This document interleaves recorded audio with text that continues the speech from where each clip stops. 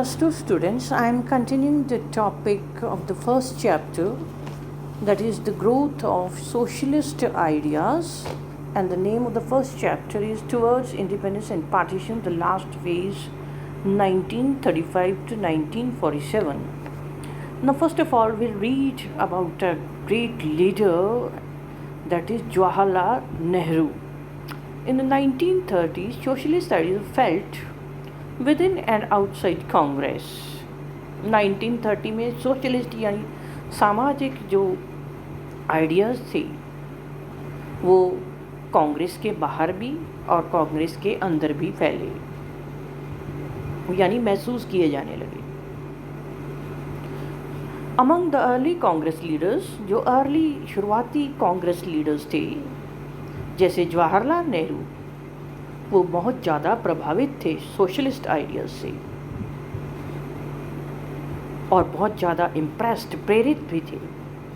When he was in Switzerland, जब वो Switzerland में थे 1926 में, अपनी बीमार वाइफ कमला नेहरू की ट्रीटमेंट के लिए वो स्विट्ज़रलैंड जब गए थे,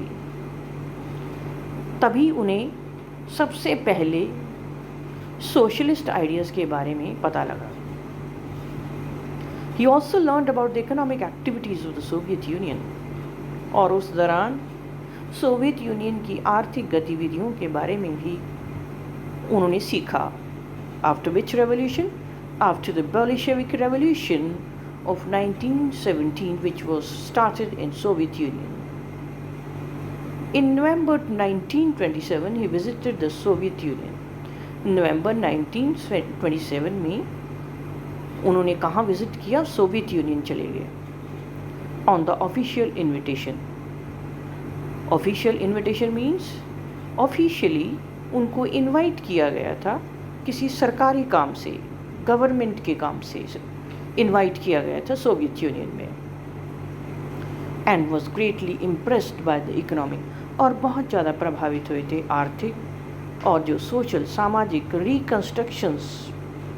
रिकन्स्ट्रक्शंस मीन्स जहाँ दोबारा से कुछ समाजवादी विचारों का दोहराया जाना था या बनाया जाना था, और वो सामाजिक विचारधारा वहाँ बन रही थी सोवियत यूनियन में, और इकोनॉमिक विचारधारा भी. He came to know about socialist ideas. वहाँ उनको किसके बारे में जानकारी मिली? सामाजिक सोशलिस्ट आइडियाज़ के बारे में.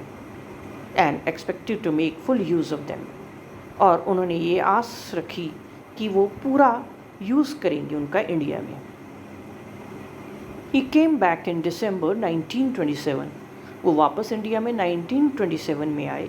And for all practical purposes turned a socialist, और अपने आप को समाजवादी नेता के रूप में बदल लिया. प्रैक्टिकल पर्पसेस के लिए, ऐसे पर्पसेस जिससे देश का भला हो सके, ऐसे उद्देश्य जिससे देश की तरक्की हो सके. Hence socialist ideas also began to attract the young factory workers and the peasants. और इस विचारधारा का किसने अपनाया, इसकी तरफ कौन आकर्षित हुए? युवा, फैक्ट्री में काम करने वाले वर्कर्स, एंड द पीजेंट्स, और छोटे किसान, दिहाड़िए मजदूर जो खेतों में काम करते हैं. The election of Jawaharlal Nehru is the president of the national Congress in 1929, 1936 and 1937, and of Subhash Chandra Bose in 1938 clearly showed the left-wing tendency with the Congress fold. जब जवाहरलाल नेहरू का इलेक्शन नेशनल कांग्रेस के प्रेसिडेंट के रूप में हुआ इन 3 years में, 1929, 1936 एंड 1937 में, और सुभाष चंद्र बोस प्रेसिडेंट बने 1938 में, इससे क्लियरली शो होता है कि जो लेफ्ट विंग टेंडेंसी थी कांग्रेस के अंदर, वो बहुत ज़्यादा और आगे बढ़ रही थी. इन द कराची सेशन, मार्च में जो कराची सेशन हुआ 1931 में, जवाहरलाल नेहरू अनइक्वोकली स्टेटेड, और जवाहरलाल नेहरू ने बिना झिझके, बिना किसी झिझक के, बिना किसी डर के ये कहा, in order to end the exploitation of the masses, अगर आम जनता का शोषण हमें एंड करना है, ख़त्म करना है, then political freedom must include real economic freedom of the starving millions. तो पॉलिटिकल फ्रीडम यानी राजनीतिक स्वतंत्रता में क्या शामिल होना चाहिए? एकदम रियल, सच्ची आर्थिक स्वतंत्रता। किसकी सच्ची आर्थिक स्वतंत्रता? जो लाखों लोग जो भूखे मर रहे हैं, मीन्स लाखों लोग जो भूखे मर रहे हैं उनके पेट में भोजन जाना चाहिए। ये राजनीति है, ये दिखावा मात्र नहीं होनी चाहिए। इससे गरीबों का पूरी तरह से भला होना चाहिए। राजनीतिक फ्रीडम के मायने इस को मद्देनज़र रखते हुए ही हमें आगे बढ़ना है। तो यही हमारी सच्ची आर्थिक स्वतंत्रता होगी। He also demanded living wages for the workers. और उन्होंने किसकी डिमांड रखी? वर्कर्स के लिए living wages. Living wages means workers को इतनी तनख्वाह दी जानी चाहिए कि उनका भरण पोषण अच्छी तरह से हो सके। Special taxes on property, property पर स्पेशल टैक्सेस लगाए गए। स्टेट कंट्रोल, स्टेट के ऊपर कंट्रोल रखा गया।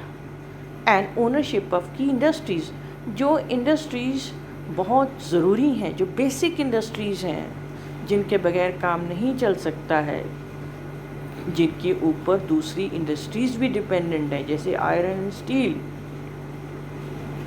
इसके ऊपर गवर्नमेंट का कंट्रोल होना चाहिए। Mineral resources, railways, waterways, shippings and other means of transport, इन सब के ऊपर ओनरशिप होनी चाहिए गवर्नमेंट की।